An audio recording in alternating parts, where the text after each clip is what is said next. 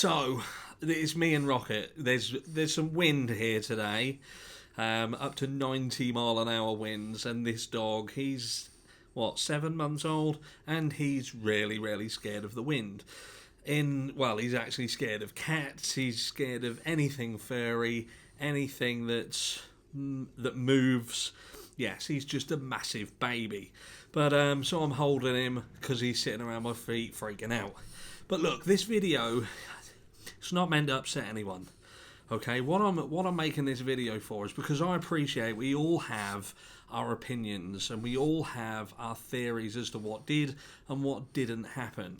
But I want to set a challenge, and that is this. So in the description of this video is my email. Now I want somebody to email me with a plausible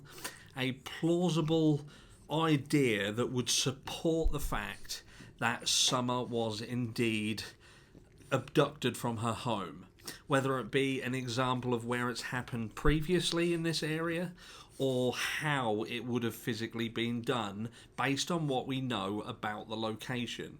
Now, I'm not on about speculation or people saying that this could have happened. I want you to be able to tell me how it would have been done without anybody knowing, how they would have got onto the property, how they would have got off of the property without being seen, and most importantly, why they would have done it. Why that property? Why Summer? Even the cold cases, and when you look at the other cases of where people have vanished, they don't even match kind of what you're seeing in some. We're talking about older people. They are older people who have vanished. Even Rose Bly, she was older than Summer. She wasn't a little girl. Shall I put you down? She wasn't a little girl. She was an older, a young adult, but she was older. So it doesn't fit this kind of paedophile kind of thing that people are talking about, because ultimately that's what we're saying. Someone with those kind of ideas, that's who we're talking about. So a paedophile managed to get onto that vast property, scale over and through the wooded areas undetected, grab this little girl not far from where her family is, got her off the property and got her away without being seen. I just want someone to be able, because if you can come to me and prove that it is possible even, I will do a video on it. But let's look at the facts before you think about it. Now, what do we actually know? We know there are discrepancies in the timeline. We know that. That's not anything other than fact. There are discrepancies. We look at interviews with these people and there are items that change. There are and don't get me wrong, I'm on the fence and I'm fair, so it's not unusual for it. There could be. It could have been that Candace was pissed off her face on that day and she literally don't fucking really know what happened, so she's kind of making up as she go along. It's all possible and I get it. But let's look again at the facts. Not long before Summer went missing, there was a situation at the home where Don had thought Candace was having an affair, cheating on him, whatever, and there was a big bust up.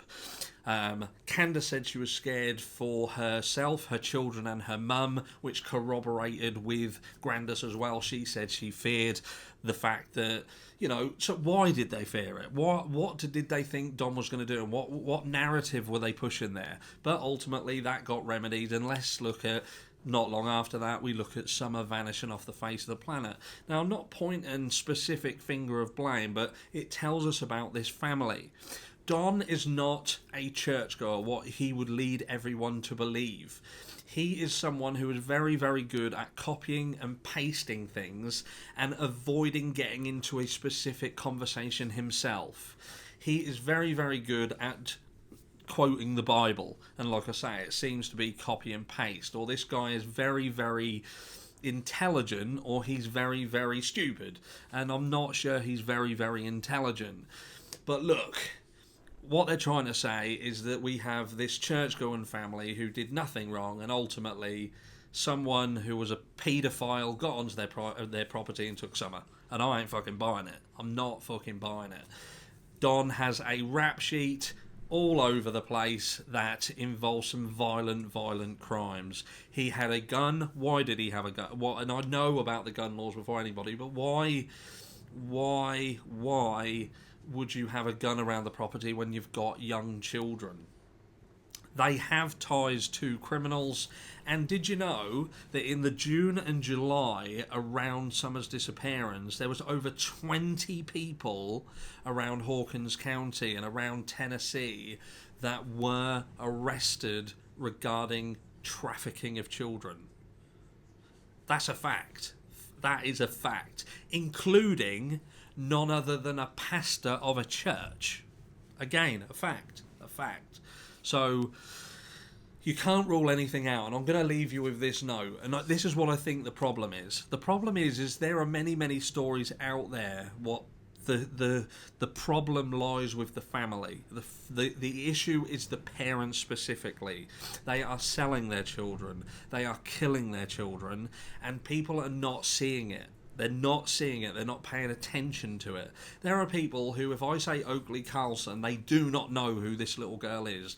And she's been disappeared for a little bit longer than what Summer has. She's another US girl from another state, and her parents had claimed that she was eaten by wolves. That's the story that they gave to her siblings. We look at Christy Seipel, who sold Kay Marie Holland to a murderer, and this child ended up dead. And the list goes on. Harmony Montgomery. This is another little girl who was given to her father with a drug history, a murder potential history, and she has subsequently vanished off the face of the planet. But we need to pay more attention to what is out there, what is going on. But please, that's your challenge. Please tell me how this happened. And if you want to say about all of the speculations and the haters and the people who just hate this family and they're lying, tell me how it worked. What do you think happened? Tell me your story, and I'll put it out there.